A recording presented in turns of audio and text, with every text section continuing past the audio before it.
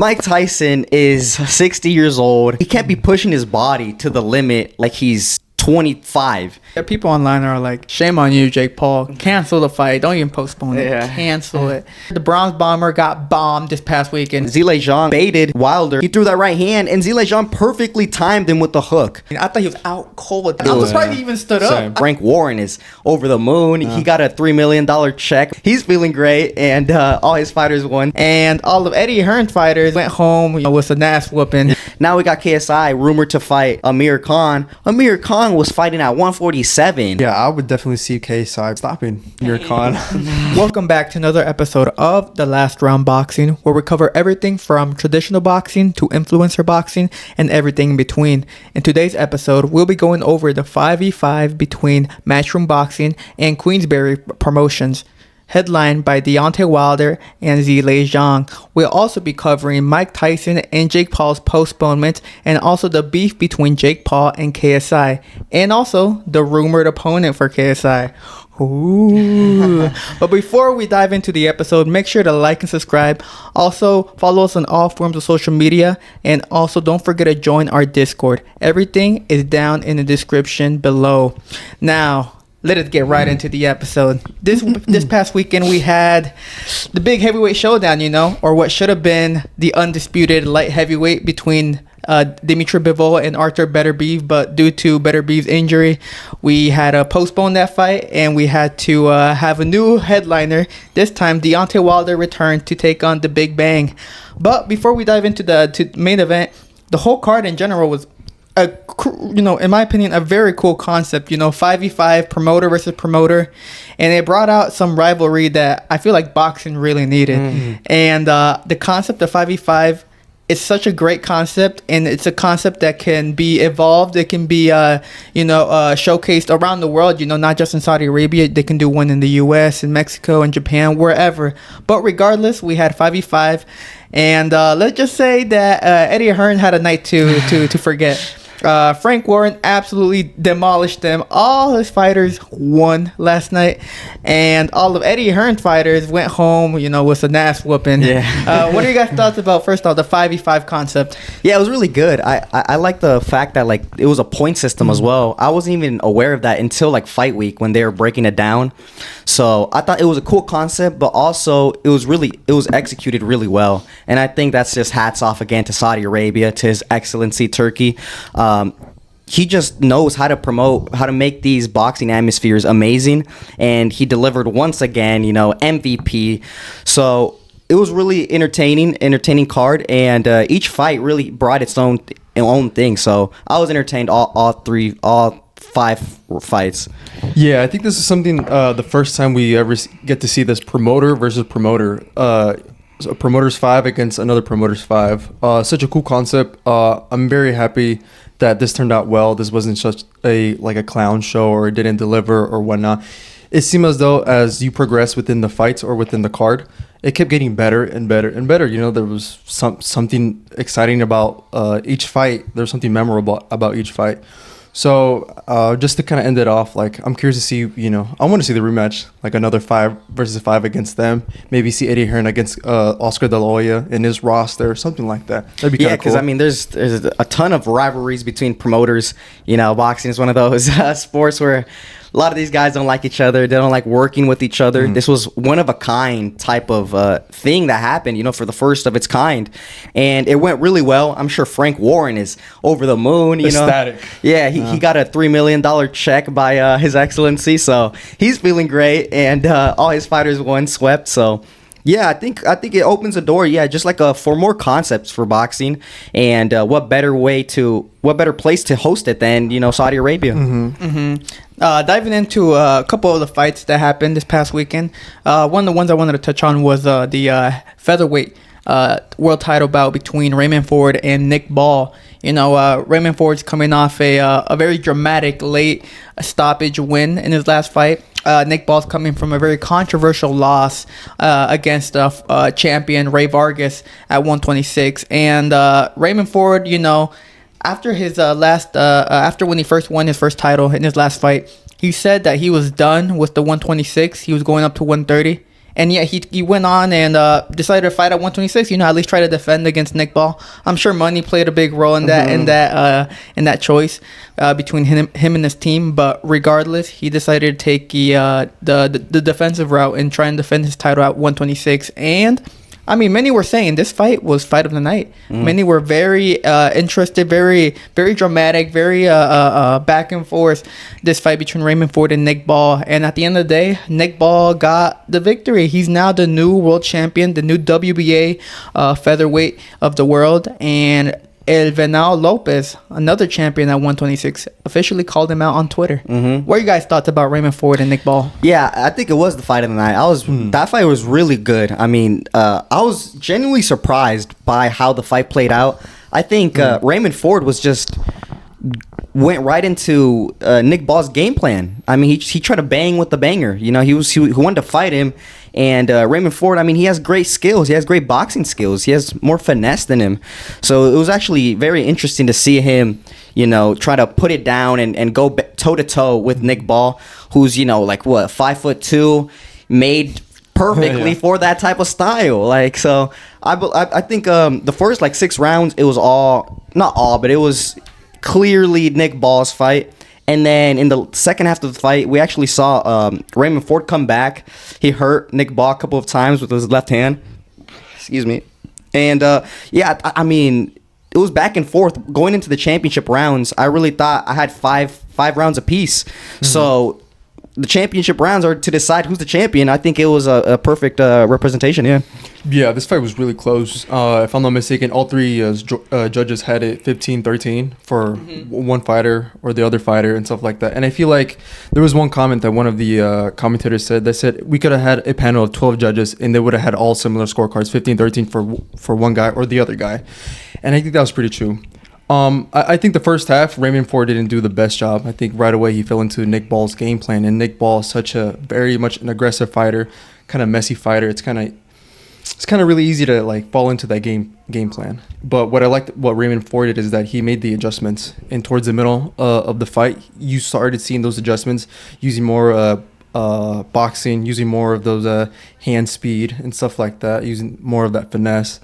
And then he really tied it up towards the very end in the championship rounds. Yeah, I mean, that still was very close, still very much competitive. I'm not really mad about the scorecard, For me, I feel like Nick should have been a unified champion on Saturday. Oh yeah, I mean, he should have already been world champion at this point. The Ray Vargas fight, very controversial. Many people believe Nick Ball was wrongfully given the L in that fight. Wasn't it a draw? Yeah, it was like a majority draw or something like that. Yeah, but Ray Vargas, homie was able to get away with keep his title in that aspect. But so I mean, the thing about it, Raymond Ford really got a lot of people's attention. A lot of people became fans of Raymond Ford after his last fight. He showed that he is a dog. He's a very what's the word, like a hard mentality type of fighter. He's a dog. He's a dog. I mean, I already said that, but I wanted to find another word for that phrase. Regardless, a lot of people became fans of Raymond Ford, and I mean, these past 2 fights, he hasn't given a bad showing. These 2 fights have been entertaining. They've been high paced, world class, elite, and they've shown the grit that he has. And I mean, regardless, even though he did take the loss in this one, I'm sure that we'll see him bounce back. Hopefully at 130.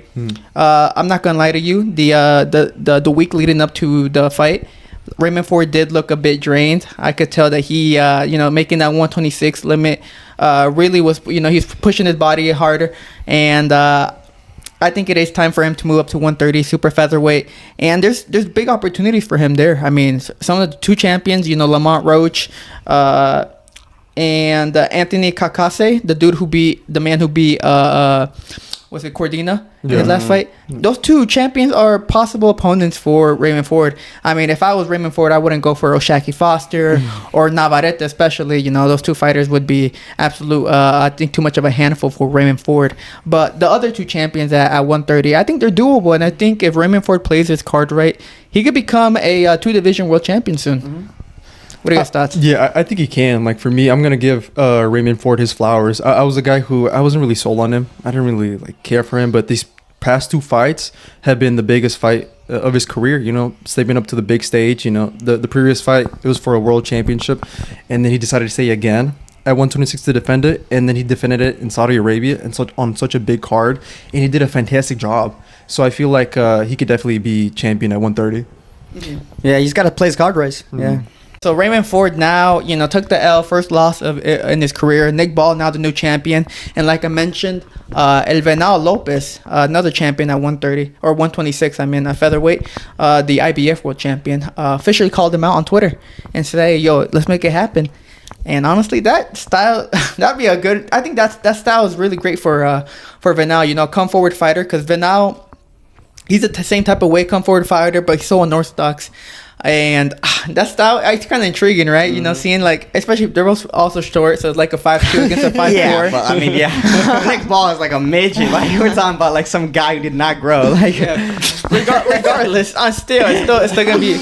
I'm just saying. I think the unification between those two, and I know El Venado is open to fighting whoever he wants to smoke. So that hopefully could be a fight. Hopefully at the end of the year. Yeah, we could see that. I think it'd be a good fight. Yeah, I think Venado Lopez wants a guy like that. He wants to give the fans an entertaining fight, and Nick Ball is going to also go in there and try to give the fans an entertaining fight. So those styles, they're going to clash well together, and hopefully we get to see that. Yeah, I think it should be a good fight if that fight does come into fruition. So we'll just have to wait and see how that goes. So now, new champion at 126, English fighter, UK fighter. The rest are still Mexicans, so let's go. Let's move on to another fight I wanted to touch on. I wanted to touch on the Dimitry Bivol.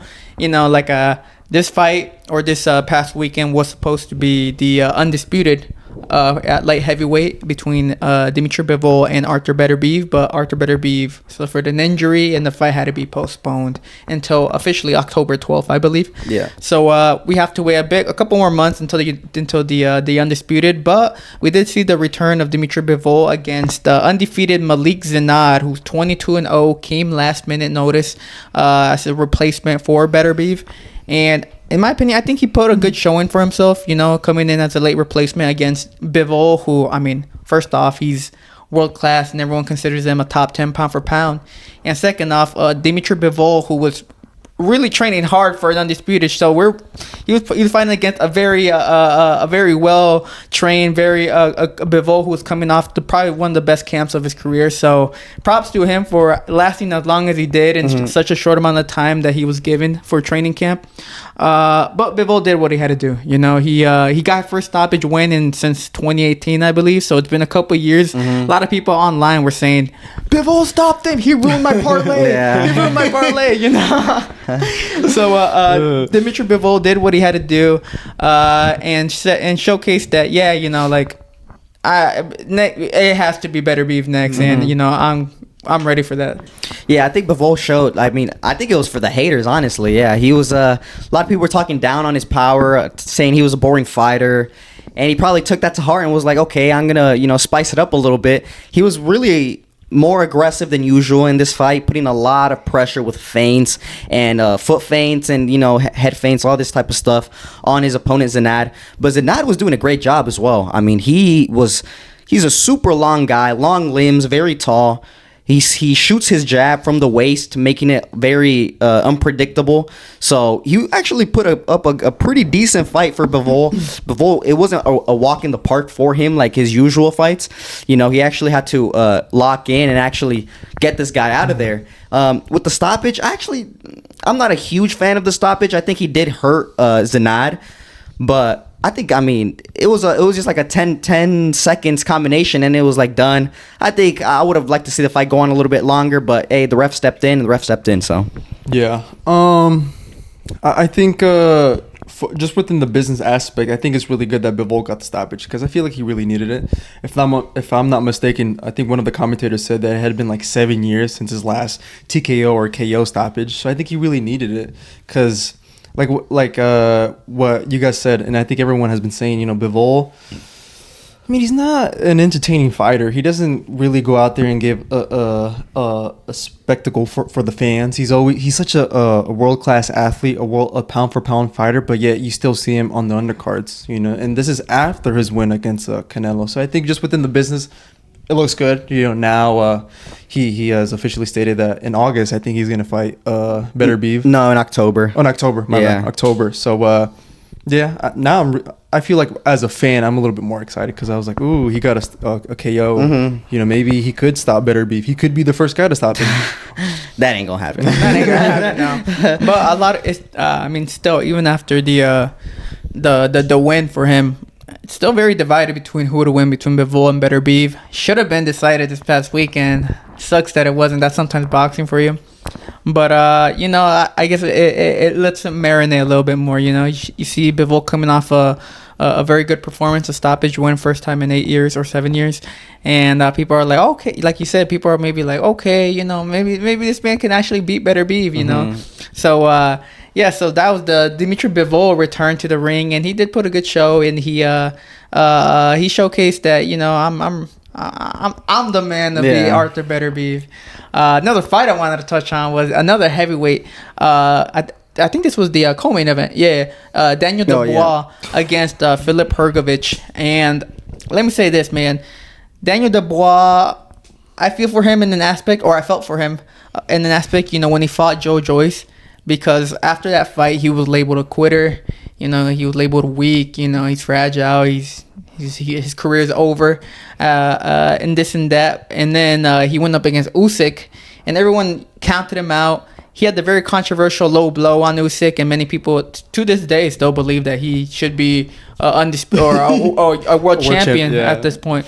But I mean, look, Daniel Dubois showcased that. Hey man, I'm gonna let Usyk win age like wine because he's been doing really well recently. I mean, he fought Big Baby Miller in the last fight, stopped him in the final round. I was very glad about that. Yeah, the Big Baby went down, and Daniel Dubois stood tall against them. And now we had him up against Filip Hrgovic, who was a top prospect for the heavyweight division. His biggest win was against Zhilei Zhang, a very controversial win. Many people believe Zhilei Zhang beat him, but that's not what the judges gave it. So there's still some questions to be asked about Hrgovic, but a lot of people, it was divided online who was going to win. I personally thought Hrgovic was going to stop Daniel Dubois. But I was mistaken, man. Yeah. Daniel Dubois fought a very good fight, even though he did get some flush punches landed on him, especially that first half of the fight. But he broke down Hrgovic and, I mean, cut him up and hurt him, and Doctor stopped it. So, good performance. I think Dubois showed that he's not a quitter, in this fight because it was a kind of an uphill battle, this fight between Hrgovic. I mean, Hrgovic started off really well. He was landing some great punches on Dubois, and then... But Dubois, he stayed in the fight, and he hunkered down. He kept on breaking Hrgovic down, and eventually Filip was exhausted. He was just gassed for some reason, and it looked like Dubois was just getting started. So in the round before it got stopped, because it was a doctor stoppage, so it wasn't actually like Daniel Dubois didn't really stop him, but the doctor said because of the cuts that Hrgovic sustained, fights off. So I thought that it was a bit interesting, but even then, you could see the momentum had switched, and that Dubois was just in complete control now, and he started dominating Hrgovic, and he got the stoppage. I think it was a really good showing, and I'm happy for Dubois, because like you said, I mean, he's lived like like 3 careers in that one career, he was a hot prospect from the UK. And then he got stopped by Joe Joyce, and then everyone was writing him off. He built himself back up to a chance against Usyk, and then he got slain, and some people say he got unfairly, taking that opportunity away. And now he keeps on building himself back up, and I think each time he just gets better. So I'm interested to see his future opponents and how his career ends up. But good showing for him so far. Ever since that fight that he had with Joyce, I kind of wrote him off. I really thought he was a quitter. But one thing that I was thinking about after his fight with Filip is that I was like, damn, when Daniel took that knee, he took a knee. He did quit, but I feel like in some sense he was thinking about the future. Like he still wanted to continue boxing. He wasn't like, I'm gonna quit. It's over for me. I think he took the knee because he was gonna fight to live another day, and that's what he did. His fight with Usyk, it wasn't the decision that he wanted, but guess what? He kept coming back. There's a reason why they call him Triple D. Daniel, Dangerous, Dubois. I think it's Dynamite. Oh, Dynamite. Yeah. Dynamite. My bad. Dynamite. Daniel, Dynamite, Dubois. Looked like a fucking unit. He came in, I guess, in the best shape of his life. I have never seen him like that. He looked very much built, and man, he was ready for a war. I would say, the way you put it, his fight with Filip was an uphill battle. The first round, he took like 6 right hands from Filip, and Filip is a guy who hits hard, and he took them and kept on going. He kept on going, and he slowly broke down Filip. He broke him down. He cut him from both cuts. He cut him from both eyes, and then he busted up his nose. And at the very end, I think the icing on the top is that the doctor stopped it. Very great win for Daniel. I think I could see him fighting AJ possibly, or maybe another big money fight with maybe Zhilei Zhang or something like that. You know, I think this is going to be really good for his career. One critique though is that he does need to improve his defense. That's one thing though. That's one thing though. Yeah, because especially with the future matchup with AJ, which is a potential opponent for Anthony Joshua. AJ was there ringside watching all the fights, so he saw Zhilei Zhang, he saw Daniel Dubois.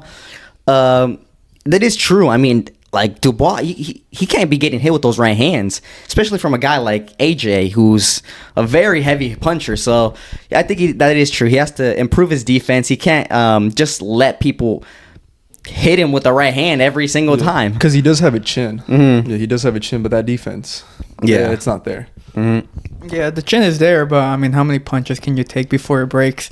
And like you said, Anthony Joshua, heavy puncher. Regardless, I think Daniel Dubois and Anthony Joshua would do big numbers in London, especially in the O2 or something. Especially the hype that now Daniel Dubois has, and the performance he just gave, and Anthony Joshua, potentially waiting for the winner of the Usyk and Fury rematch. So I mean, I could see him, sometime in October even, taking a fight against Daniel Dubois or someone else to at least stay active, and then wait for the winner of the Fury and Tyson Fury, or the Fury and Usyk rematch. So Daniel Dubois, great showing from him, but not a great showing for Deontay Wilder. Deontay Wilder, the headliner, the bronze bomber, coming off a very, very bad performance against Joseph Parker back in December. He was talking about, I have the killer instinct back. The old Wilder's back, this and that, the bomb squad stuff. He's talking his talk throughout the whole build up to the fight. And one interesting thing he said was that if he loses, he's gonna, think about the retirement. Here's the thing, man. Deontay Wilder, the bronze bomber, got bombed this past weekend, man. Zhilei Zhang put not a beating, but he put a clinic on him, I think. Here's the thing. Deontay Wilder, you could tell that man was he had that right hand locked and loaded the entire fight, but was so gun shy in the beginning. Like, he would not let it go. He was too afraid. I mean, the thing is, Zhilei Zhang is a southpaw. He outweighed Deontay Wilder by like 68 pounds. Heavy-handed as well, so I can understand why Deontay Wilder was a bit hesitant to let go of the right hand, but he gave Zhilei Zhang too much confidence, which allowed Zhilei Zhang to press forward and to land the shots that he did, because at the end, I mean, at the fight, Zhilei Zhang landed around like 51% of his power punches. That's not good for a 5-rounder that happened, Regardless, the only good sign of Deontay Wilder that I saw was during the 4th or 5th round, I believe, where he landed that right, which you could tell did hurt Zhilei Zhang. He felt that power. He himself said that, this man has power after the fight. I felt his punch. So that was the old bronze bomber that we had, because there was a little segment where he started unloading and everyone's all like, "Oh, he's back, he's back!" And then he got bomb squatted out of there. But what did you guys think of the fight, Deontay Wilder and Zhilei Zhang? Yeah, it was a slow-paced fight. Both fighters were very cautious, and I think for Zhilei Zhang, that was really smart. He kept on putting pressure on Deontay Wilder and wanted him to overextend and shoot that right hand. But for Deontay Wilder, I don't think it was that good for him to be that cautious. He was just too gun shy, man. You could tell, and this is pretty much the critique that was going on with Deontay Wilder, stemming back from the Joseph Parker fight, which is that he doesn't have that killer instinct. He can't let his hands go. You know, he's just kind of like posing there with his right hand, kind of trying to bluff his opponent like he's gonna shoot it, but he actually never does shoot it. So I think yeah, it didn't seem he was really in the fight trying to win. And Zhilei Zhang, I mean, he put a masterful performance, I think. Put pressure on Deontay Wilder, which is one of the ways to beat Deontay.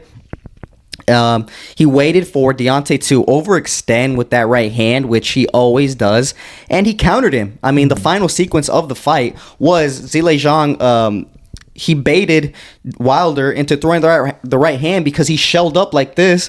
Deontay Wilder thought it was safe for him to throw. He threw that right hand, and Zhilei Zhang perfectly timed him with the hook. Like, this was really high-level stuff by Zhilei Zhang. I was really impressed. Even at 41 years old, he's giving these type of performances. He's looking this good, looking this powerful. I mean, it was a sight to see.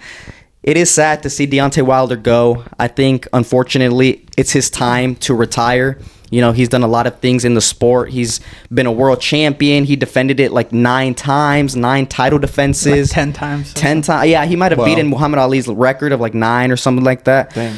So, you know, he has nothing else to prove. You know, it's clear that he doesn't have that killer instinct there. He can't let his hands go anymore. I think he should just retire and go from there. But for Zhilei Zhang, this opens so many doors. He has so much opportunity, man. Like, he got AJ, he got another rematch, Joseph Parker, maybe even Daniel Dubois. I mean, at 41 years old, he has the most doors open of his entire career. So, hats off to him. Yeah.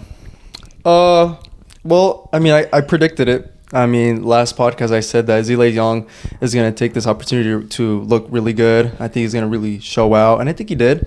I think he could have done a little bit better. I wish I would have liked a little bit more feints. I know he does. He's not a guy who throws quite a bit, but he's pretty accurate with his shots. 51% of his punches were landed in those 5 rounds, so that's pretty good. But yeah, man. This is what I was thinking. Those trilogy fights that Wilder had with Tyson, I think that took something away from him, and I think he hasn't been the same since. He's had, you know, the fight with Robert Helenius. That was a good fight, but then Joseph Parker. That kind of after his fight with Robert Helenius, I feel like he wasn't the old Wilder, you know, because the old Wilder was a guy who was very much ferocious, very much on the attack, not very much on the back, but was ready to put a guy in a body bag. And now it's, you know, that Wilder isn't there no more, and it's been gone for very much a long time. So I guess I'm not very much surprised with the performance. Well, yeah, Wilder, essentially his killer aura died on that rematch against Tyson Fury. After that, he has never been the same. You know, he went through throwing the whole conspiracy about the gloves, firing Mark Brillin, having Malik Scott become his new coach. He went through a whole stage of just, you know, personal stuff, you know, because finding himself on ayahuasca, finding inner peace. I mean, yes, I mean, that's great for him, but for boxing, no, man. Especially if you're a top elite fighter like that, if you're fighting at that level, you gotta have some type of killer instinct. If not, you're gonna get killed, and that's exactly what's happened to his career as of now. Yeah, that it's not. If Tyson Fury, you know, it literally did. It changed him.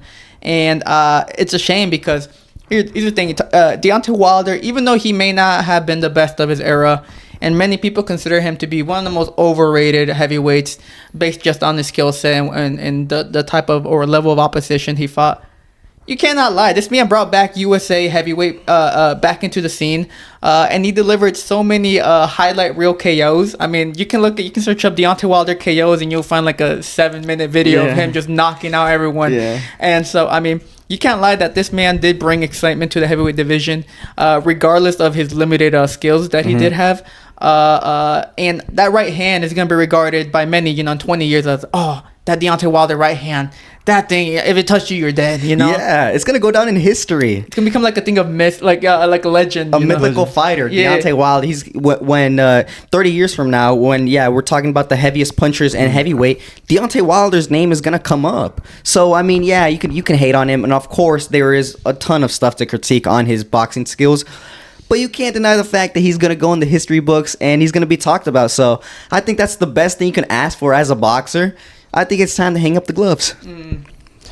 So that was Deontay Wilder. He got bomb squatted out there, like I said. And the thing is, he got dropped heavy, man. I'm surprised he even stood Same. up. I It was thought he was bad. completely. Yeah. When he got dropped, I was like, oh, he's not standing. I thought he was out cold. I'm genuinely surprised he was able to stand up and beat the 10 count, first of all. But, I mean, kudos to the ref. Referee did a great job in stopping it, because if he would have allowed it, yeah, the Wilder would have gone out. Yeah. I think he, another Tyson Fury, like the third fight.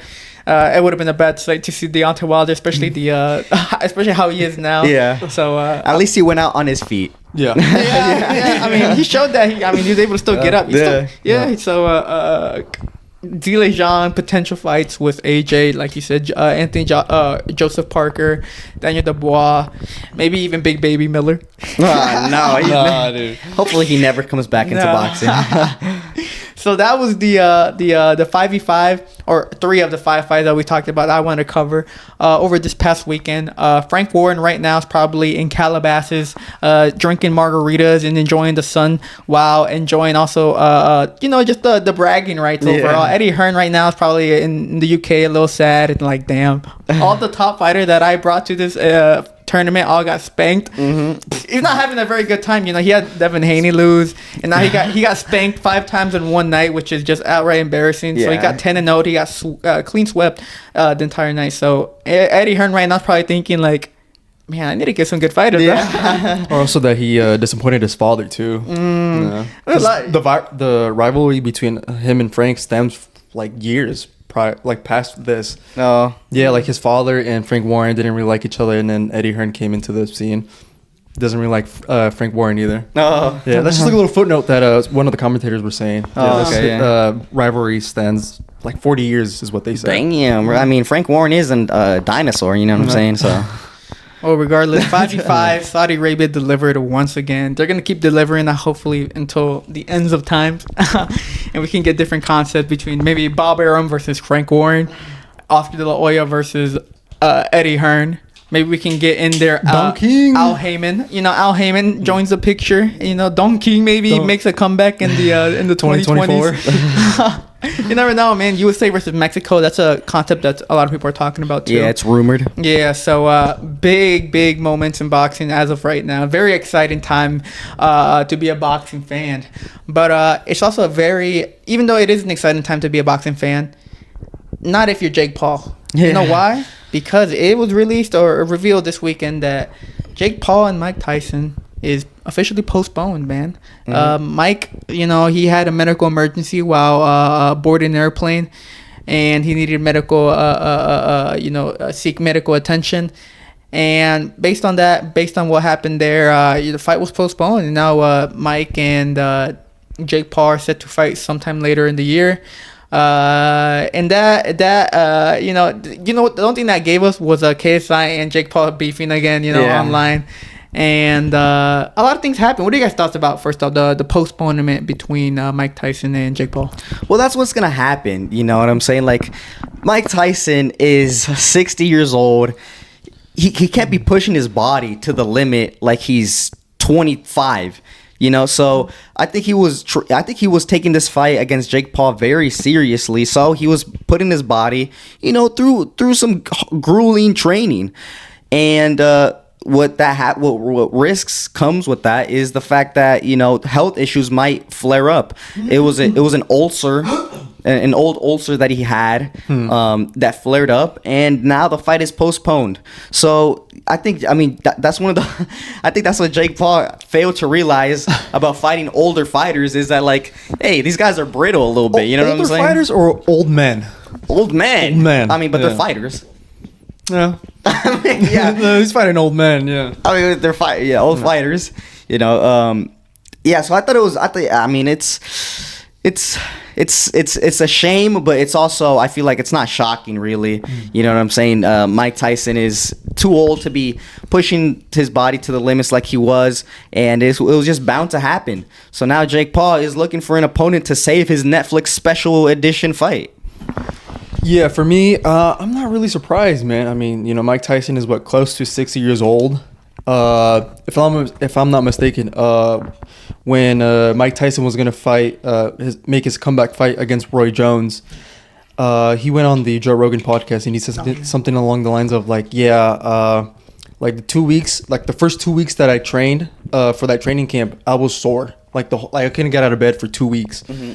And I was like, bro, you're fighting another old guy. Now, fast forward more years, I mean, it's pretty evident that you're going to have some health concerns, you know? Something's going to happen. So, I mean, I'm not surprised. Yeah, people online are like, shame on you, Jake Paul. Cancel the fight. Don't even postpone it. Cancel it.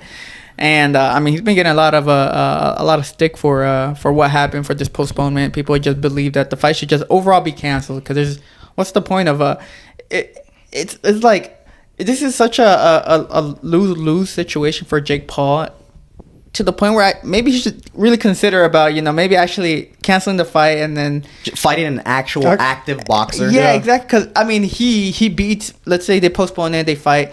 He beats Mike. They'll be like, oh, you beat, first off, an old man. Now they have the new excuse of, like an injured old man, you know, he can't even, he couldn't even train properly, yada, yada. But if he loses against Mike, they'll be like, bro, you literally got beat by an injured old man who couldn't even take his training serious, yada, yada. So it's a lose-lose situation for Jake. The only thing he gets is the money and the name in that aspect. But when it comes to the name, I feel like at this point, like, it's forever going to be tainted. I mean, everyone's going to be like, yo, but he beat a 60-year-old man who was coming off a medical emergency. So, I mean, what's the point of even fighting that fight and winning if you're still going to get slack about it? Money. Yeah. That's what I said, but, like, it still doesn't make any point. Like, I don't know. Yeah, I mean, it's interesting now because, I mean, he made this really big spectacle of it. You know, it's on Netflix. It's going to be seen by a ton of people. Big arena. I mean, now he's kind of got to deliver. He can't just he can't just get like an active opponent, an active boxer that like nobody knows, because that's not really going to sell that good. You know, he kind of shot himself in the foot when he's talking about Mike Tyson, because Mike Tyson also brings a big name himself. Jake's last couple of fights have been in smaller venues. I don't think they've even been pay-per-view. You know what I'm saying? Like he if it's just Jake Paul, he can't sell like a crazy amount of tickets. He can't sell pay-per-views. He can't be on Netflix. All this type of stuff. So I mean, it's gonna be interesting to see who he pulls out as his opponent for the when is it, August? It was July. July for this July fight. So it's, I don't know. Well, I can only think of one man, KSI. It's gotta be KSI. I mean, he called him out after. Yeah. The beef started again. Oh my! They always be calling each other out, and nothing ever happens. They talk about 180, 185, and then he's like, you're already at 200, so why not make it happen? You know. It's peak Twitter fingers. It's peak like this era of fighting where like everyone is just quick to go to Twitter and talk shit, but then it's like, okay, let's get the contract going. You know, let's talk to managers. Nothing. Yeah, when it comes to pen and paper, it disappears. Nothing happens. Everyone's quiet during that. But like you said, Twitter fingers is the best description for fighters nowadays, especially in the influencer scene, because everyone in the influencer scene be talking so much, and yet they don't deliver. Yeah. And I mean, Jake and KSI were going back and forth this past weekend about it, because KSI was just making fun of the fact that the fight got postponed because he just has an absolute hatred towards Jake Paul. It's to the point where I'm just like, bro, just chill out, man. I mean, just chill out. There's a fine line between love and hate. Exactly, yeah. At this point, it's confused admiration for KSI. For real. But, yeah, so they all stem from there, and then Jake and KSI went back and forth. Mams Taylor got in it saying, like, oh, I'm going to send the contract to your manager. They always say that. That's like the 5th time they've said it. Nothing's going to happen from it. KSI said, oh, I already have a fight in August, but I can do sometime at the end of the year.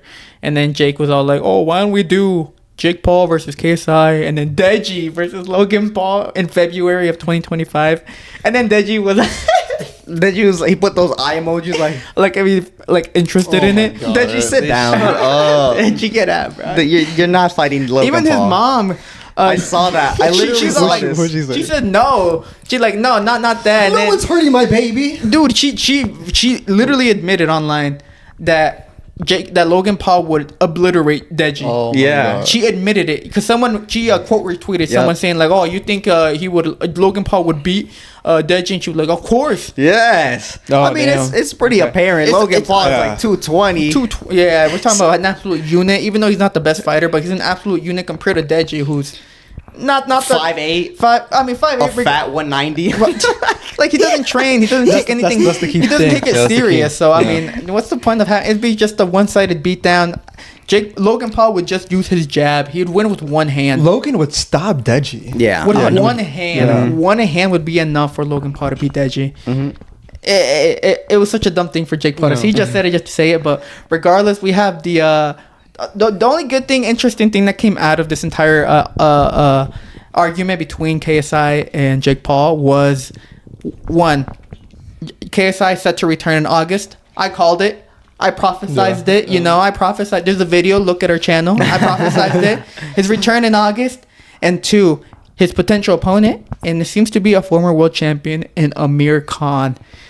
That is kind of crazy, first of all, if you think about it, because it's Amir Khan. And you look at Amir Khan, who was in the Olympic gold medalist, wasn't he?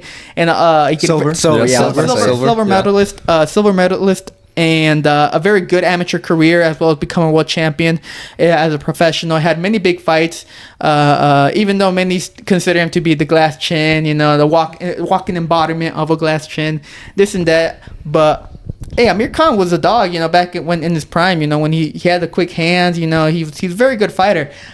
So seeing how he's the rumored opponent for KSI, it's kind of crazy to think about, not gonna lie.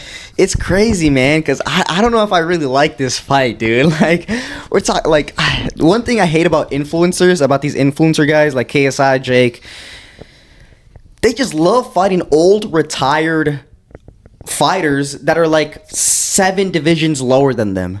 Like, it's so annoying. Like, Jake Paul, he fought Tyron Woodley. Tyron Woodley is like is tiny compared to Jake Paul. Jake Paul's like over 200 pounds. Now we got KSI rumored to fight Amir Khan. Amir Khan was fighting at 147. Like, and he was getting knocked out by guys at 147. You know, like, it's... And 140. And 140. Yeah. Now, he hasn't fought in I don't know how long. The last time he fought against Kell Brook, he got his ass kicked. He's always had a glass chin. I don't know if he's training or not, you know what I'm saying? But, I mean, he's not... These are just rumors, right? Yeah, it's just rumors. But, I mean, it's that's not Amir Khan anymore. Like, kid, I don't really like it. This one is, for some reason, it's, like, sitting really bad with me. Yeah, it doesn't sit right with me either, because this guy is going to... If this fight does actually come into a reality, Amir Khan would be definitely the big underdog. And not only that, but he'd be the smaller guy as well. And he would be the guy who just never had any power to begin with. So... yeah, I would definitely see KSI maybe even stopping Amir Khan. Yeah. Oh yeah, we're talking about He's like, what, close to 40 now, too? No, he should be well over 40. He's an older fighter too. He's been inactive. Got, yeah, like you said, an absolute whooping against Kell Brook in his last fight, and then he signed with Austrian in the system. So Ryan Garcia knows a little bit about that. Yeah. Maybe they're buddies. But yeah, so Amir Khan, that was the rumored opponent. I mean, he himself went out and was kind of confirming these rumors and saying like, "Oh, I'm him." This morning he took a gym picture, like him in the gym, and so people were like, "Oh, like it's him. Like he's KSI's next opponent." Yeah, because he's talking about big fight news coming soon. When the hell? He hasn't fought in like years. What the hell? We're talking about big fight news. Like, Exactly. So Amir Khan returning against KSI. Who's the best boxer in the UK? Amir Khan or KSI? That's what they're gonna dub it. Oh hell no! Yeah, for the UK, you know. You know what? I've seen enough, bro.